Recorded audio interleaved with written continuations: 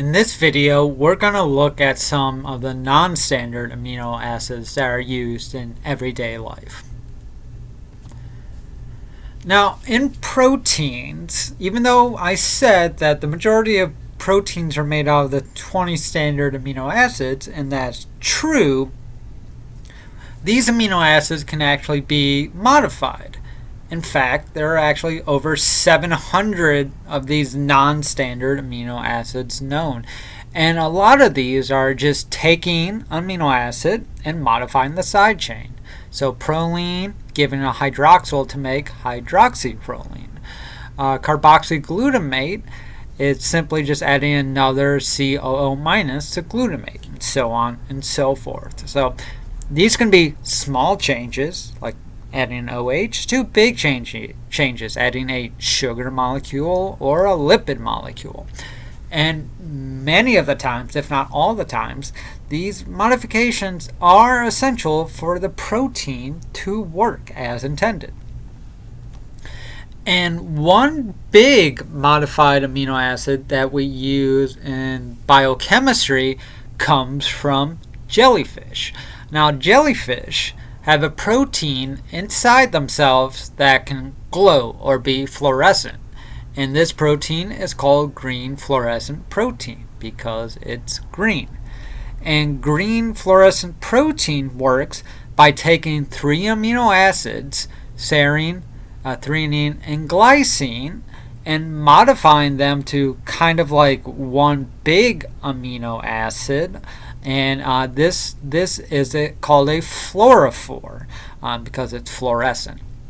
Now, the way we use this in biochemistry is that we can take the protein that contains this fluorophore and tag or attach it to proteins we want to study.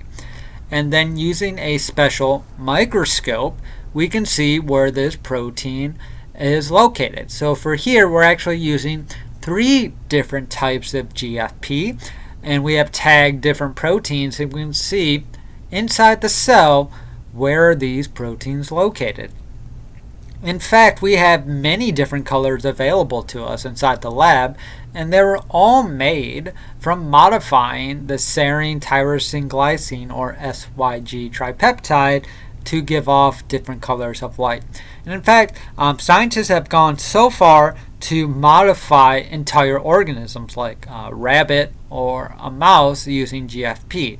And these organisms, other than being glow in the dark, are normally fine. Now, it's just not making cool lights.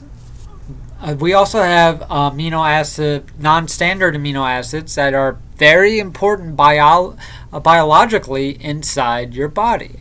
So, for example, some neurotransmitters. And a neurotransmitter is simply a substance released by the nerve cell to alter behavior in neighboring cells. Two of these, GABA and dopamine, are simply amino acids that have been modified. Histamine, which is a mediator of allergic reactions.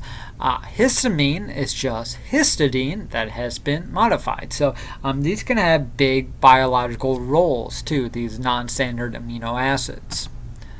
And it's not just amino acids, but very short peptides being modified in some way can be very important as well. So short peptides can be hormones or have regulatory functions. One very important short peptide is glutathione, GSH, that's glutathione. And this plays a big role in cellular metabolism, because when when you bring two GSHs together, you can form a disulfide bond. But this will only form in the presence of a free radical of oxygen, 1/2 O2. And this is very dangerous to the cell. This oxygen molecule is free to go around in the cell. It is so reactive that it will ruin your DNA and it will ruin your proteins. It will break them down. But since we have glutathione in our cells, the glutathione will take this oxygen and make harmless water, and then the side reaction is that it will just make glutathione disulfide. And then we can revert this back to glutathione so we can continue to soak up this hazardous oxygen. And so those are just some examples of non-standard amino acids and short peptides being important. And that's it for this video, and I will see you in the next video.